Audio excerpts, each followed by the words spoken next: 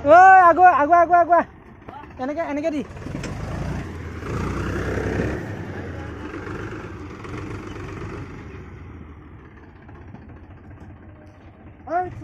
মৰিবি মাৰ পঢ়া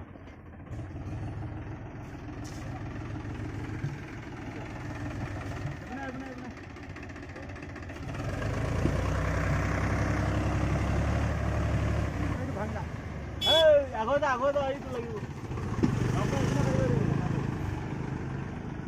আহিব দে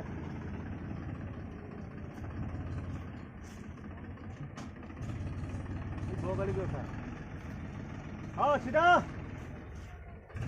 চিধা যা হল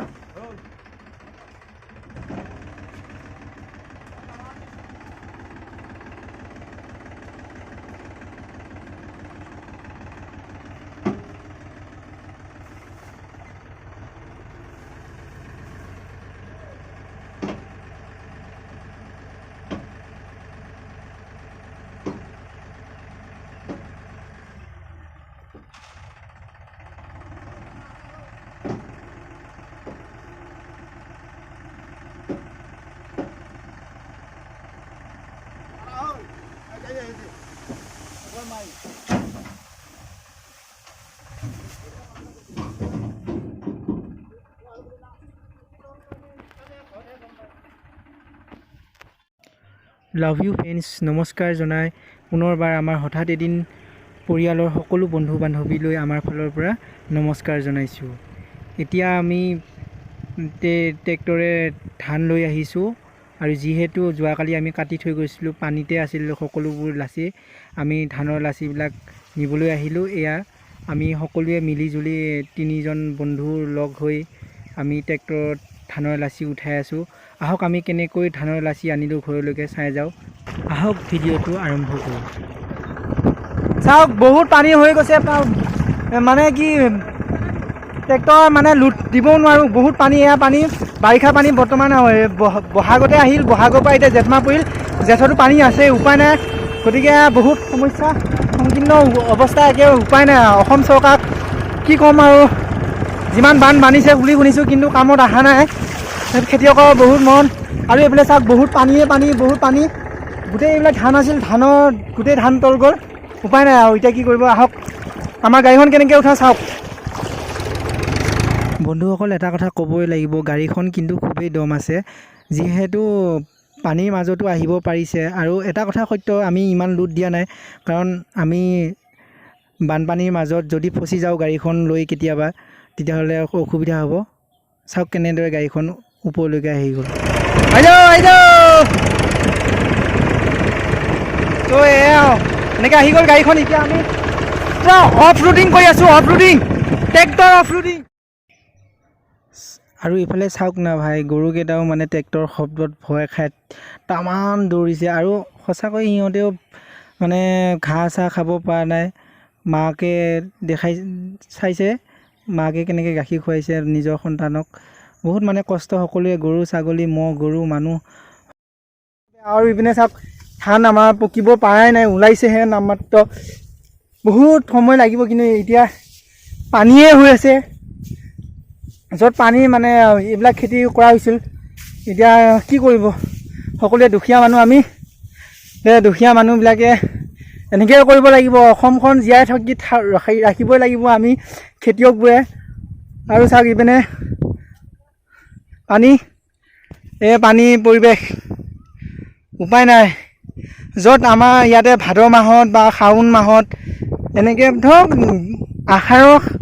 আহাৰৰ লাষ্টৰ পৰা বানপানী আহে, কিন্তু এইবাৰ ইমানেই পানী হৈ গ'ল যে গোটেই অসম, মানে অসমৰ যিবিলাক পৰিস্থিতি একেবাৰে বেয়া হৈ গৈছেগৈ। অসমখন মুঠৰ পানীতে ডুব যায় বুলি শুনিয়ে আছোঁ, আৰু হ'বই। আৰু অসমৰ মানুহ যিহেতুকে আমি অসমতে জন্মগ্ৰহণ কৰিছোঁ, এনেকৈ আমাৰ জীৱন নিৰ্বাহ কৰিব লাগিব। আৰু কি কৰিবা, সেয়া। গতিকে আহক আমি এনেকৈ খেতি বাতি কৰি যাম, কৰিবই লাগিব। চিলাৰায় মানুহ আমি, মূলা গাভৰুৰ মানুহ আমি, গতিকে আমাৰ তেজ আছেই। গতিকে তেজবিলাক আমি ইয়াৰ সম্পূৰ্ণ তেজৰ যি চেকুৰাৰ যিবিলাক মূল্য, আমি সেই চেকুৰাৰ মূল্য আমি দিবলৈ চেষ্টা কৰিছোঁ। যিমান পাৰোঁ কোনোবাই খেতি কৰি, কোনোবাই চাকৰি কৰি, কোনোবাই MLA কৰি, কোনোবাই চৰকাৰৰ ডাঙৰ ডাঙৰ বিষয়া কৰি, মুঠতে আমি অসম ভাৰত সকলোকে সমানে আগুৱাই লৈ যাবলৈ চেষ্টা কৰিম। সেয়ে আগত ৰাখি আমি কাম কৰিছোঁ। কিন্তু এটা কথা ৰিকুৱেষ্ট ৰাখিম মই, সকলোৱে যাতে আমাৰ মানুহবিলাকে কোনোবাই উচ্চ, কোনোবাই নিচ্চ, কোনোবা শ্ৰেণীৰ কৰ্মৰত, কোনো কৰ্মৰ প্ৰতি বেয়া ভাৱ নাৰাখি, কোনোবাই নিম্ন বৰ্গৰ কৰ্মচাৰী, কোনোবাই উচ্চ বৰ্গৰ কৰ্মচাৰী, এইবিলাক যাতে ভাৱ নাৰাখি সকলোৱে সমান দৃষ্টিয়ে চাই, মই তাকে বুজাবলৈ চেষ্টা কৰিছোঁ। চাওক, আমাৰ দৰে কৃষকবিলাকে ইমান কষ্ট কৰি এই বানপানীৰ মাজতো খেতি বাতি কৰি, জানিছে ট্ৰেক্টৰ দেখুৱাইছোঁ কেনেকৈ লাচি উঠাইছোঁ, কেনেকৈ কি কৰিছোঁ। গতিকে আপোনালোকে ইয়াত মৰম অলপ দিব, ইয়াকে মই ক'ব বিচাৰিছোঁ। সকলোৱে যাতে সমানে চায়, মই ইয়াকে বিচাৰোঁ আৰু বেছি নকওঁ। গতিকে এইখিনিয়ে ক'ব বিচাৰিছোঁ যে মেছেজটো এইটোৱে মোৰ ফালৰ পৰা, যাতে অসমৰ সকলো খেতিয়ককে আপোনালোকে সমান চকুৰে আপোনালোকৰ দৰে ভাবি সকলোকে সমান দৃষ্টিয়ে চাই, তাকে মই কামনা কৰিছোঁ। ইয়াৰ পৰা মই আৰু কি ক'ম, এজন খেতিয়ক হিচাপে। যিহেতু বানপানী আহিলে কি কৰিম, ভগৱানৰ লগতো কোনেও হেৰি কৰিব নোৱাৰি। অসম চৰকাৰে যিমান পাৰে কৰিছে, কিন্তু কৰাৰ পিছতো যিহেতুকে পানী আহিছে, ইয়াৰ পৰা আৰু ক'বলৈ একো নাই। সেয়ে আহক আমি সকলোৱে অসমখন আগুৱাই যাওঁ, কামনা কৰিছোঁ আৰু মই। আৰু এতিয়া আমাৰ ট্ৰেক্টৰখন আহিয়ে থাকিব। এনেকৈ আমি কামখিনি আজি লাচিখিনি উঠালোঁ, আকৌ ধান মাৰিব আছেই গৈ, বহুত মানে কষ্ট এই ৰ'দত। আপোনালোকে চাওক, মিনিমাম ইয়াতে 35 পৰা 40 ডিগ্ৰী চেলচিয়াছত ৰ'দৰ তাপমাত্ৰা উঠি আছে, কিন্তু তথাপিও আমি কষ্ট কৰিব নেৰোঁ। কাৰণ যিহেতু আমাৰ একমাত্ৰ জীৱিকা নিৰ্বাহৰ পথাৰ বা খেতি, গতিকে খেতিখিনি আমি চপাবই লাগিব, যিমান পানী নাহক, যিমান পাৰোঁ কষ্ট কৰিছোঁ। গতিকে আহক আমি সকলোৱে মিলি যাওঁ। ভাল কমেণ্ট কৰিব বুলি আশা ৰাখিছোঁ দেই বন্ধুসকল। আৰু এইফালে গোটেই ৰাস্তাত গোটেই ধান, সকলোৱে মানে উপায় নাইকিয়া হৈ গৈছেগৈ। সকলোৱে মানে ৰাস্তাতে ধান মেলিব লগা হৈছে। আৰু মানে দাদাই অলপ গালিও দিছে, গালি দিলেও উপায় নাই, কাৰণ গোটেই মানে জাগাই নাই ধান মেলিবৰ কাৰণে।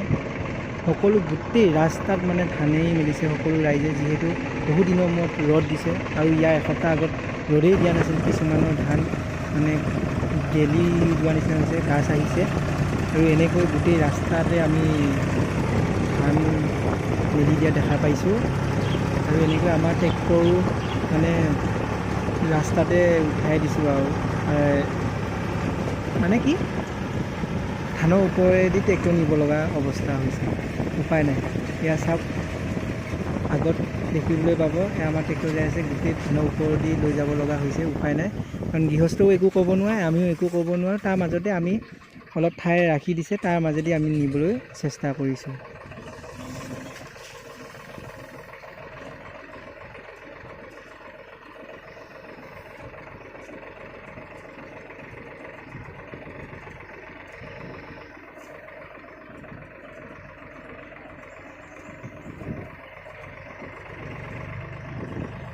ইয়াত দেখিবলৈ পাইছে সকলোবোৰ কেৱল ধান, বহুত মিনিমাম 1-1.5 কিলোমিটাৰ মানৰ জেগাত গোটেই ৰাইজে ধান মেলি দিছে।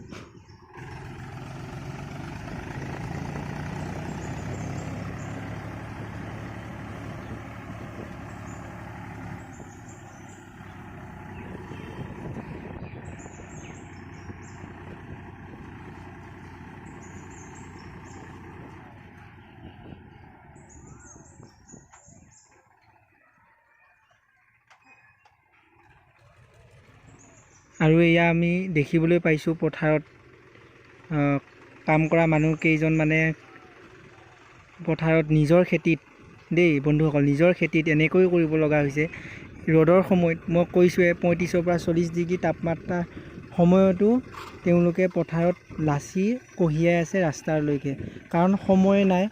যিহেতু যদিহে বৰষুণ হৈ যায় আৰু সেই লাচিবিলাক গোটেই বেয়া হৈ যায়। এয়া চাওক, বন্ধুসকলে ধুনীয়াকৈ ধান চান কাটি আছে, এয়া ৰ'দত কিমান কষ্ট পাইছে আপোনালোকে নিশ্চয় অনুভৱ কৰিব পাৰিছে, উপলব্ধি কৰিব পাৰিছে। এয়াই খেতিয়কৰ জীৱন। সেয়েহে আমি সকলোৱে যাতে আগুৱাই লৈ যাব পাৰোঁ অসম তথা আমাৰ দেশখনক, তাৰে কামনা কৰিছোঁ।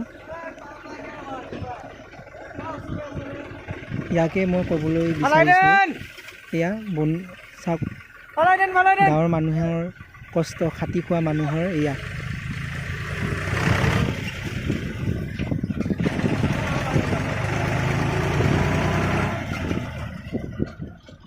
বন্ধুসকল, খেতিয়কৰ এটা জীয়া কাহিনী তুলি ধৰিবলৈ চেষ্টা কৰিলোঁ। যদি ভাল পায় আপোনালোকে লাইক, কমেণ্ট, শ্বেয়াৰ কৰি আমাৰ চেনেলটোক আগুৱাই নিয়াত সহায় কৰিব বুলি অনুৰোধ কৰিলোঁ।